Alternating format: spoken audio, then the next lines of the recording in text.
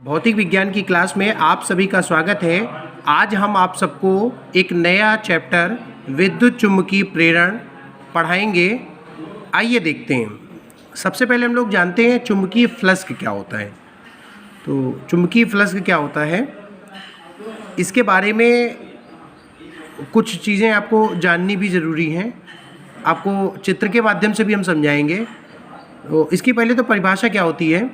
किसी तल से लंबवत गुजरने वाले चुंबकीय क्षेत्र एवं तल के क्षेत्रफल के गुणनफल को चुंबकीय फ्लक्स कहते हैं। इसे हम लोग φb से प्रदर्शित करते हैं। ये देखिए, आप एक चित्र देख रहे हैं।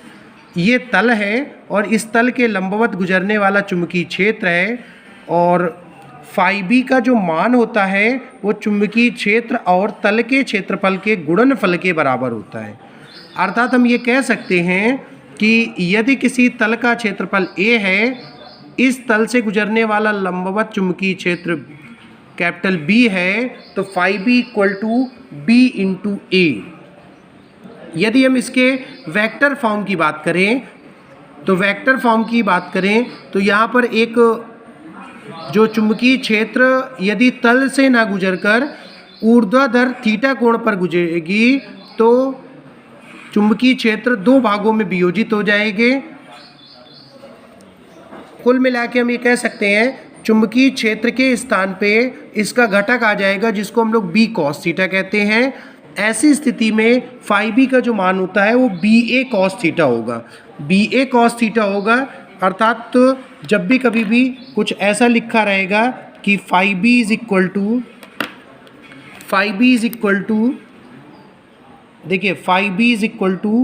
ba cos theta. तो आपको पता है कि फार्मूला होता है vector a dot vector b का क्या होता है, ab cos थीटा। अर्थात हम लोग इसको क्या लिख सकते हैं, ऐसा लिख सकते हैं φb = vector b dot vector a। यदि हम इसके मात्रक की बात करें तो मात्रक इसका क्या होता है, देखिए चुंबकीय क्षेत्र का मात्रक क्या होता है, न्यूटन पर एम्पियर, और क्षेत्रफल का मात्रक क्या होता है, मीटर स्क्वायर। तो ये क्या आ जाएगा, Newton metre square upon ampere. यदि हम इसको और भी तोड़ेंगे तो न्यूटन को हम लोग क्या लिख सकते हैं, यदि हम न्यूटन की बात करें तो इसको हम लोग लिख देते हैं ऐसे, kilogram metre square upon second square into ampere. अर्थात इसको हम लोग चेंज कर दिया है, न्यूटन के स्थान पर हमने ये मात्रक भी लिख दिया है। आपको एक और चीज़ बता दें, इसका SI यूनिट होता है वेबर। तो चाहे इसको हम लोग न्यूटन मीटर स्क्वायर पर एम्पियर कह दें या वेबर कह दें, दोनों का मतलब एक ही होता है। यह एक अदिश राशि है। यदि हम इसके विमा की बात करें तो आपको पता है कि बल की विमा क्या होती है, mLt-2। ये क्या हो जाएगा, L² अपॉन A। तो टोटल बचेगा क्या, mL² T-2 A-1। इसके बाद में आता है चुंबकीय प्रेरण। चुंबकीय प्रेरण क्या होता है, तो जब किसी कुंडली एवं चुंबक के मध्य सापेक्षिक गति कराई जाती है अथवा कुंडली में धारा परिवर्तन कराया जाता है, तो कुंडली में चुंबकीय फ्लक्स में परिवर्तन होने के कारण एक विद्युत वाहक बल उत्पन्न हो जाता है तथा परिपथ के बंद होने पर उसमें धारा बहने लगती है, जिसकी दिशा मुख्य धारा के विपरीत होती है। यह विद्युत वाहक बल को प्रेरित विद्युत वाहक बल तथा इस धारा को प्रेरित धारा कहते हैं। फिर से समझिएगा, जब किसी कुंडली एवं चुंबक के मध्य सापेक्षिक गति कराई जाती है अथवा कुंडली में धारा परिवर्तन कराया जाता है, तो कुंडली में चुंबकीय फ्लक्स में परिवर्तन होने के कारण एक विद्युत वाहक बल उत्पन्न हो जाता है तथा परिपथ के बंद होने पर उसमें धारा बहने लगती है, जिसकी दिशा मुख्य धारा के विपरीत होती है। इस विद्युत वाहक बल को प्रेरित विद्युत वाहक बल तथा इस धारा को प्रेरित धारा कहते हैं। और ये जो घटना होती है इसे विद्युत चुंबकीय प्रेरण कहते हैं। एक और चीज़ बता दें कि किसी कुंडली में प्रेरित विद्युत वाहक बल तथा प्रेरित धारा तब तक उत्पन्न रहती है जब तक चुंबकीय फ्लक्स में परिवर्तन होता है। आपको प्रयोगों द्वारा स्थितियां बता रहे हैं। ये देखिए, ये आपको 3-4 चित्र दिखा रहे हैं। इन 3-4 चित्र में आप क्या देख रहे हैं? ये चुंबक का नॉर्थ पोल है, ये चुंबक का साउथ पोल है। इसके बाद में आता है लेंज का नियम। लेंज एक वैज्ञानिक थे, उन्होंने एक बात बताई थी। उन्होंने क्या बात बताई थी कि किसी कुंडली में उत्पन्न प्रेरित विद्युत वाहक बल तथा प्रेरित धारा की दिशा सदैव इस प्रकार होती है कि वह उस कारण का विरोध करती है जिससे वह उत्पन्न होती है। जैसे जब कभी भी हम लोग देखते हैं, आपने जब कभी भी किसी मकान को बनवाया, मान लीजिए, या आपके घर में मकान बना, कभी मान लीजिए आपने गेट देखा कि बाईं तरफ से लगा हुआ है, तो कभी कभी क्या होता है कि जब पहले तो बन गया, लेकिन जब बनने के बाद में जब आप उसी गेट से निकल रहे होंगे तो ध्यान में आता है कि ये गेट यहाँ की बजाय बाएं हाथ की बजाय दाहिने हाथ की तरफ हो जाना चाहिए। तो इस प्रकार की जो स्थितियाँ थीं वो कहीं ना कहीं प्रयोगों द्वारा हम लोगों को संतुष्टि, जो वैज्ञानिक थे लेंज, उन्होंने प्रयोगों द्वारा ऐसा बताया कि इस प्रकार रहता तो ज़्यादा अच्छा रहता। तो उन्होंने नियम बताया था कि किसी कुंडली में उत्पन्न प्रेरित विद्युत वाहक बल तथा प्रेरित धारा की दिशा सदैव इस प्रकार होती है कि वह उस कारण का विरोध करती है जिससे वह उत्पन्न होती है। इसके बाद में फैराडे ने विद्युत चुंबकीय प्रेरण संबंधी कुछ नियम दिया था। तो उन्होंने नियम क्या दिया था? पहला नियम था, 2 नियम दिए थे वैसे। तो पहला नियम यह था कि किसी कुंडली में बद्ध चुंबकीय फ्लक्स में परिवर्तन कराने पर कुंडली में प्रेरित विद्युत वाहक बल उत्पन्न हो जाता है। कुंडली में उत्पन्न प्रेरित विद्युत वाहक बल का परिमाण चुंबकीय फ्लक्स के परिवर्तन के ऋणात्मक दर के बराबर होता है। ऐसा हम लोग ये कह रहे हैं। देखिए, E = delta phi upon delta T. मतलब हम लोग ऐसा कह सकते हैं, जैसे हम लोग पढ़ते थे ना कि बल की धार, जब हम लोग पढ़ते थे वेग की परिभाषा, तो वेग की परिभाषा हम लोग बताते थे विस्थापन परिवर्तन की दर को वेग कहते हैं। वैसे यहाँ पर भी ऐसे ही आया है कि प्रेरित विद्युत वाहक बल की दर को हम लोग चुंबकीय, ये देखिए यहाँ पर हम लोग क्या कह रहे हैं, डेल्टा फाई हमने कहा है ना। तो आपको हमने क्या बताया था कि किसी कुंडली में बद्ध चुंबकीय फ्लक्स में परिवर्तन करने पर, चुंबकीय फ्लक्स में जब भी कभी भी परिवर्तन करेंगे तो प्रेरित विद्युत वाहक बल उत्पन्न हो जाएगा। तो प्रेरित विद्युत वाहक बल को हम लोग E से प्रदर्शित करते हैं, E = delta phi upon delta T. अर्थात चुंबकीय फ्लक्स में जो परिवर्तन होगा उसका ऋणात्मक मान प्रेरित विद्युत वाहक बल के बराबर होता है। अर्थात E = delta phi upon delta T. मान लीजिए कुंडली में फेरे n है, n फेरे हैं, तो E = N delta phi upon delta T. देखिए, इसी को हम लोग न्यूमैन का भी नियम कहते हैं, न्यूमैन का। तो ये चीज़ है, हम लोग कौन सा नियम इसको कह सकते हैं? इसको हम लोग न्यूमैन का भी नियम कहते हैं। तो ऐसा आप लोग फिर से सुनिए, ऐसा हम लोग यदि न्यूमैन के नियम की बात करेंगे तो हम लोग कहेंगे किसी कुंडली में बद्ध चुंबकीय फ्लक्स में परिवर्तन के ऋणात्मक मान, चुंबकीय फ्लक्स परिवर्तन की दर का ऋणात्मक मान प्रेरित विद्युत वाहक बल के बराबर होता है। इसे हम लोग न्यूमैन का नियम कहते हैं। दूसरा एक द्वितीय नियम क्या है?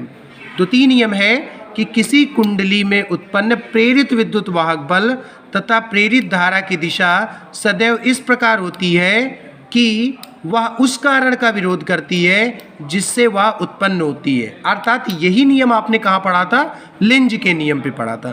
तो फैराडे के विद्युत चुंबकीय प्रेरण संबंधी 2 नियम थे। पहला नियम न्यूमैन पर आधारित है, दूसरा नियम लेंज पर आधारित है।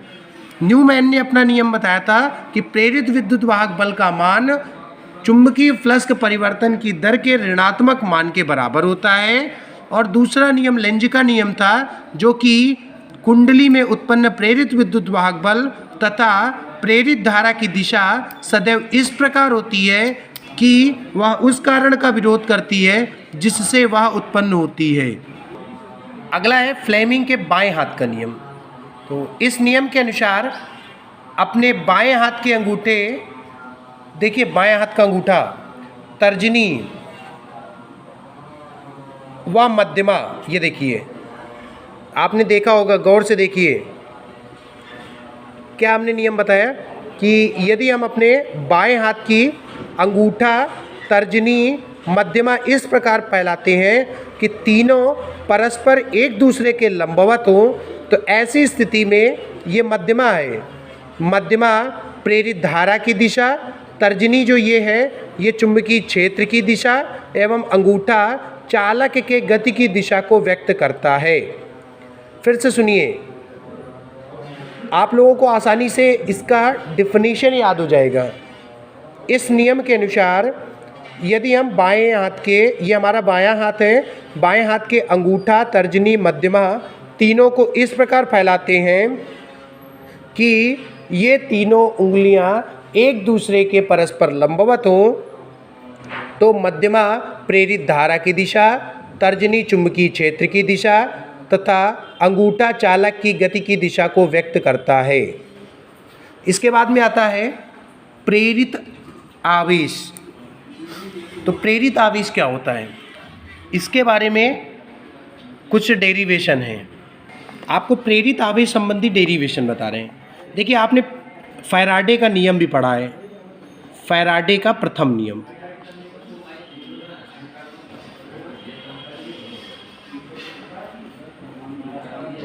प्रथम नियम क्या कहता है? फैराडे का प्रथम नियम न्यूमैन का नियम था। तो E = -n delta phi upon delta T. यदि हम इसके आंकिक मान की बात करें, आंकिक का मतलब क्या होता है, हम प्लस और माइनस चिन्ह के साथ नहीं लेते हैं। तो आंकिक मान लेने पर, क्या आ जाएगा, E = n delta phi upon delta T. अब देखिए ओम के नियम से, ओम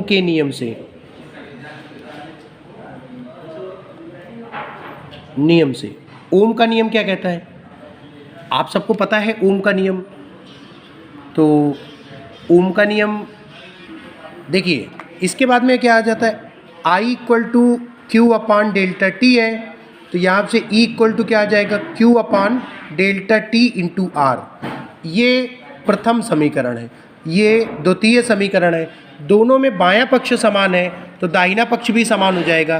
तो समीकरण 1 व 2 से, तो यहाँ से क्या आ जाएगा, n delta phi upon delta T is equal to Q upon delta T और साथ में R।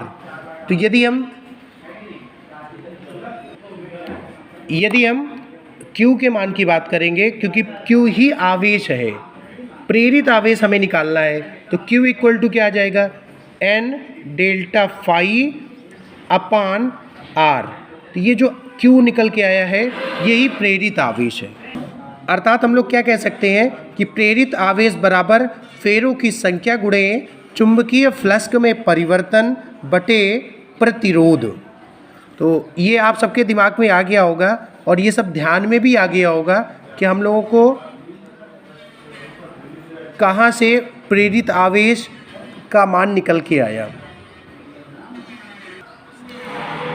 चुंबकीय फ्लक्स की ग्रंथियाँ देखिए, किसी कुंडली में फेरों की संख्या एवं चुंबकीय फ्लक्स परिवर्तन के गुणनफल को चुंबकीय फ्लक्स ग्रंथियाँ कहते हैं। इसका मात्रक वेबर टर्न है।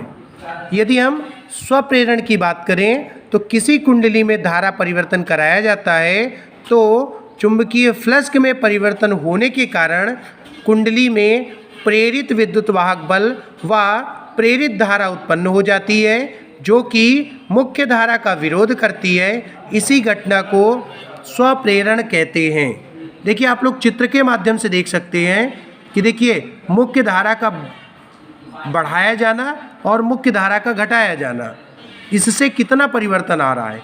अर्थात स्वप्रेरण की परिभाषा क्या निकल के आएगी कि जब किसी कुंडली में धारा परिवर्तन कराया जाता है तो चुंबकीय फ्लक्स में परिवर्तन होने के कारण कुंडली में प्रेरित विद्युत वाहक बल व प्रेरित धारा उत्पन्न हो जाती है जो कि मुख्य धारा का विरोध करती है। इस घटना को स्वप्रेरण कहते हैं। एक चीज़ और आपको बता दें कि स्वप्रेरण पर लोहे की क्रोड का क्या प्रभाव पड़ता है। जब किसी कुंडली के बीच में लोहे की क्रोड को रखा जाता है तो उसके चुंबकीय पदार्थ होने के कारण स्वप्रेरण घट जाता है। ये बात आप सबको समझ में आई। ऐसे ही हम लोग वीडियो के माध्यम से टॉपिकों को स्पष्ट जानकारी करते रहेंगे। एक और चीज़ देख लीजिए, स्वप्रेरकत्व या स्वप्रेरण गुणांक कि माना किसी कुंडली में फेरों की संख्या यदि n है, कुंडली में धारा I है और धारा परिवर्तन कराने पर चुंबकीय फ्लक्स का परिवर्तन फाई है, तो चुंबकीय फ्लक्स ग्रंथियाँ क्या मतलब हो गया, चुंबकीय फेरों की संख्या और चुंबकीय फ्लक्स दोनों का गुणनफल चुंबकीय फ्लक्स ग्रंथियों के बराबर होता है। तो ये कहा जाता है कि स्वप्रेरण गुणांक और स्वप्रेरकत्व का मतलब होता है जब किसी कुंडली में चुंबकीय फ्लक्स ग्रंथियाँ जो n फाई है वह प्रवाहित धारा के अनुक्रमानुपाती होता है। तो यहाँ पर देख रहेंगे कि n फाई प्रोपोर्शनल टू I हो गया, n फाई equal to L into I हो गया। ये जो L है ये नियतांक है, कांस्टेंट है। इसी नियतांक को स्वप्रेरकत्व या स्वप्रेरण गुणांक कहते हैं। ये आप सबको समझ में आ गया होगा, आप लोगों के ये सब ध्यान में भी आ गया होगा। तो इस प्रकार की